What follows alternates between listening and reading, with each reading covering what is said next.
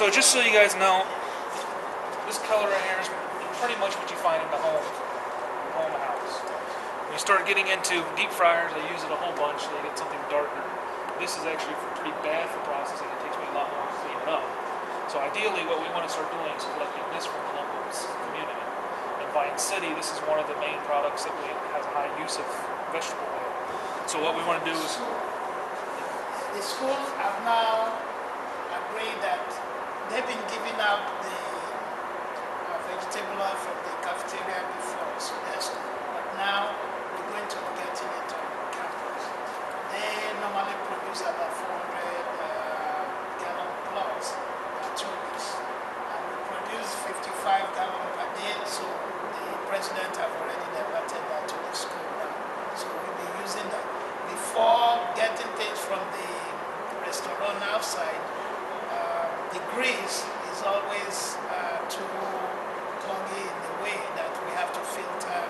Now with the household and the one on campus and probably the one from more house, now we will have a steady production per day. Yeah. So I'm actually training 2 students right now, chemical engineers, to actually run this whole process from start to finish.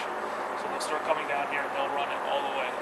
And this is something that started 3 months ago? I ran our first batch about 3 months ago. Okay. We're finishing up, waiting for new vegetable oil. And pump it into this big boy right here, which holds 330 gallons. So we'll actually pre-filter it before it goes into this tank. And then what we do is we'll end up pumping it.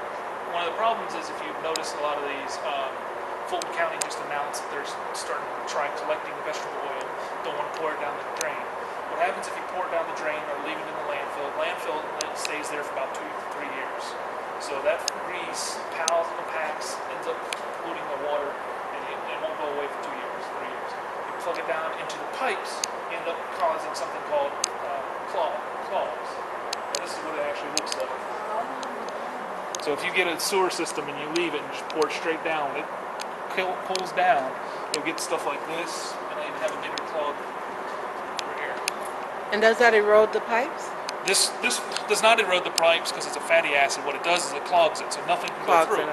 So it's just like having a heart attack in your sewer system. What's going to happen? It goes back into your house. So this taxes go up. EPA fines. I think in 2006 EPA fined Fulton County $260,000 for fogs that end up. And it's been known that the $3 million that increased in infrastructure in the sewer systems was due to fatty acids. And is this all types of fats? Like This is all types of fats. Mostly what we process here are the vegetables, but you can also do animal fat the same way. You just got to heat it up at a different temperature. So you have to preheat it before you pump it in, because you can't pump it because it's a solid. So you got to turn it into a liquid and then run your process through that. We are also looking at other feedstock. Algae is being looked at now in the lab. The Indian tallow and also palm oil, which is another area that is very unique.